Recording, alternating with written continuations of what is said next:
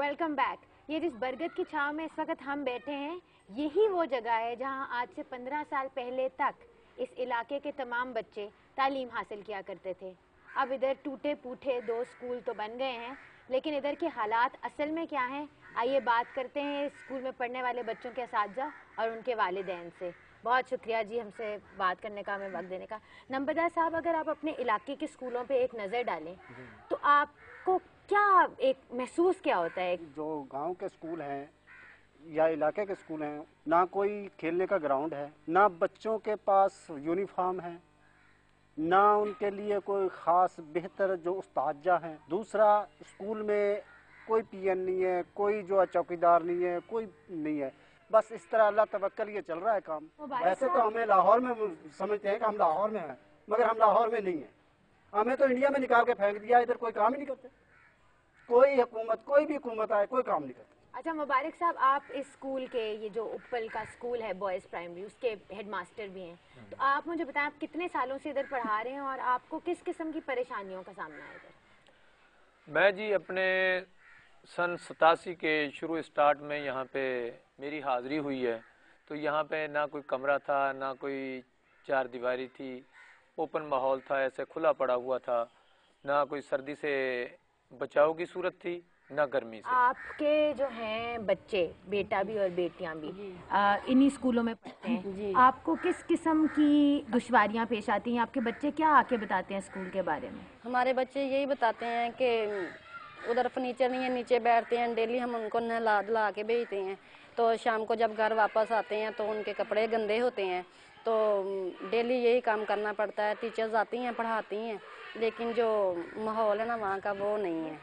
जी शगुफ्ता साहिबा, आप मुझे ये बताएं कि आपने मुझे बताया जिस तरह ये कह रही हैं कि टीचर्स पढ़ाती तो हैं, आप लोग इतनी दूर से कम्यूट करके आते हैं पढ़ाने के लिए, तो आपको किस किस्म की मुश्किलात का सामना है? सबसे बेसिकली जो एक फ़ीमेल को प्रॉब्लम होती है वो ये है कि सफ़र की बहुत बड़ी प्रॉब्लम है, और उसके बाद ये कि वो रास्ता इतना ज़्यादा गंदा है कि हमें पहुंचते पहुंचते 1 घंटा लग जाता है। अच्छा, तो आपको अपने घर के रेफरेंस से किस किस्म की मुश्किलात का सामना? आप मैरिड हैं? मैं मैरिड हूँ। मुझे जब इन लॉज में एक लड़की आती है तो उसे और तरह की प्रॉब्लम्स को फेस करना पड़ता है, और मुझे बहुत सी प्रॉब्लम, जैसे कि सुबह जल्दी उठना है, घर में नाश्ता बनाना है, अपने हस्बैंड के सारे कामों को देखना है, उसके बाद हस्बैंड की बातें सुननी है।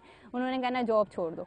वो डेली मुझे ये कहते हैं इतनी दूर में तुम्हें छोड़ने जाता हूँ, लेने जाता हूँ, जॉब छोड़ दो, जितना खर्चा है मंथली मुझे से बोलो मैं तुम्हें पे करूँगा। अच्छा नंबरदार साहब, आप मुझे ये बताएं कि आपको इधर लगता है कि इन स्कूलों में फ़ीमेल टीचर की ज़्यादा ज़रूरत है? कोई आपने गांव वालों ने, कभी किसी MPA ने, कोई एजुकेशन वाले ने कभी कोई ये किया हो कि ट्रांसपोर्ट दे दें या कोई सहूलत दे दें? कोई आया आपके पास अभी तक? कतन भी नहीं। MNA की शक्लें देखे हुए साल गुजर जाती हैं।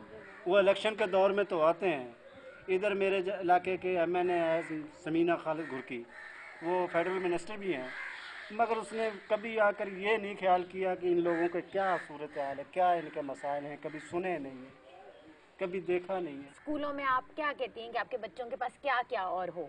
बच्चों के डेस्क हों बैठने के लिए, जो बच्चे कपड़े गंदे ना हों, और बच्चों को पूरी तालीम मिले, हम इससे खुश हैं। आप खुद कितना पढ़ी हुई हैं? मैं 5 पढ़ी हूँ। 5 पढ़ी। तो आप अपनी बेटी को आगे पढ़ाना चाहेंगी? हाँ, पढ़ाना चाहती हूँ। मुबारक साहब, आपसे मेरा आखिरी सवाल है, आपसे मैं करूँगी, वो ये कि अगर आप कोई मुतालबात पेश करना चाहें तो वो क्या मुतालबात होंगे? मेरे मुतालबात ये हैं जी, हमें सबसे पहले तो हमारी गवर्नमेंट जो है वो हमें कम अज़ कम हमारी 6 क्लासें हैं, 6 उस्ताद हमें वो दे। बाकी फैसिलिटीज़ का जो मसला है वो हमें दें या ना दें, हर स्कूल के लिए कम अज़ कम 6 उस्ताद दें। बहुत मेहरबानी आपकी, आप लोगों सब ने मुझसे बात की।